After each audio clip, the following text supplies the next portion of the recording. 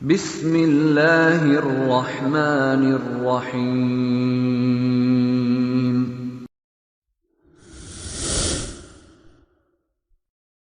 السلام علیکم ورحمۃ اللہ وبرکاتہ۔ مسرت اور لذت کا حصول یہ انسانی فطرت کا ایک بنیادی تقاضا ہے۔ انسان ابتدا سے ہی خوشیوں کا متلاشی رہا ہے، اور کچھ خوشیاں انفرادی ہوتی ہیں اور کچھ اجتماعی ہوتی ہیں۔ انفرادی خوشیوں میں انسان اور اس کے کچھ رشتہ دار شریک ہوتے ہیں۔ اجتماعی خوشیوں میں من حیث القوم انسان شریک ہوتے ہیں، اور اللہ تعالیٰ نے انسانوں کو مختلف بے شمار خوشیاں دی۔ نبی کریم صلی اللہ تعالیٰ علیہ وسلم نے اہل مدینہ کو دیکھا، وہ دو قسم کے تہوار مناتے تھے۔ حضور نے پوچھا یہ تم کیوں مناتے ہو؟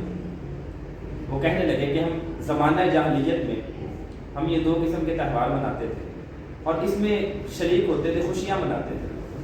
تو نبی کریم صلی اللہ تعالیٰ علیہ وسلم نے فرمایا، اے میرے صحابہ، اے لوگوں، میں تمہیں اس سے بہتر دو دن بتاتا ہوں، ایک عید الفطر اور عید الاضحیٰ۔ یہ دو دن بہتر ہیں اس سے جو تم خوشیاں مناتے ہو۔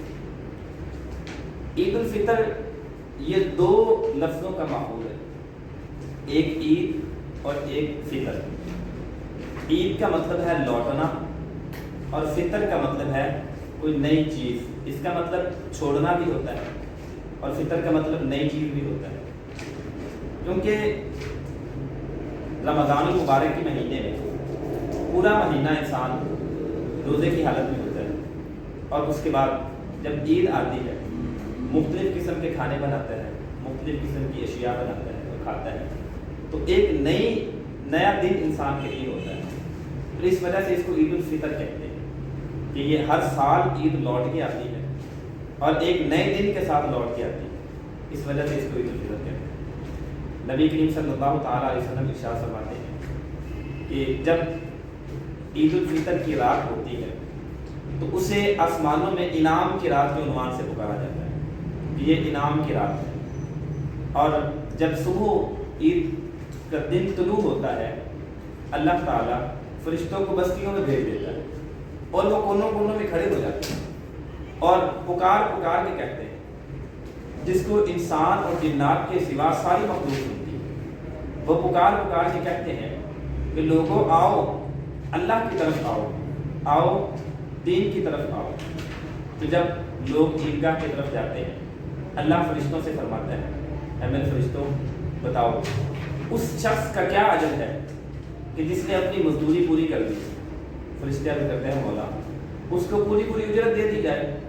اللہ فرماتا ہے میرے فرشتوں گواہ رہو کہ میرے بندوں نے ماہ سیام کے مہینے میں روزے رکھے، اور روزے رکھے تو میں نے اس کے بدلے میں انہیں عید کا دن عطا کیا، اور اے میرے فرشتوں گواہ ہو جاؤ میں نے ان تمام کو بخش دیا۔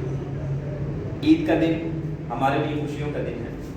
عید کے دن میں جہاں ہم اپنی خوشیوں، اپنے رشتہ داروں کو خوشیوں میں شامل کرتے ہیں، اپنے آئزہ و اقربا کو خوشیوں میں شامل کرتے ہیں، ہمیں چاہیے ہم ان غرباء کو بھی اپنی خوشیوں میں شامل رکھیں کہ جن کا پرسان حال کوئی ہے، جن کو پوچھنے والا کوئی ہے۔ ان غرباء کو بھی ہم اپنی خوشیوں میں شامل کریں، صدقات کے ساتھ، زکوٰۃ کے ساتھ، اور مالی امداد کے ساتھ، اور اشیاء خورد و نوش کے ساتھ ہم ان کو اپنی خوشیوں میں شامل کریں۔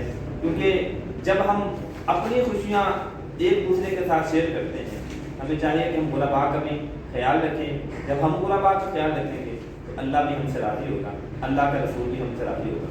اپنا بہت خیال رکھیے گا، اور عید کی خوشیوں میں غرباء کو بھی شامل کیجیے، اور عید کی خوشیاں یقین کریں کہ جب آپ عید کی خوشیوں میں غرباء کو شامل کریں گے تو عید کی خوشیاں دوبارہ ہو جائیں گی۔ والسلام۔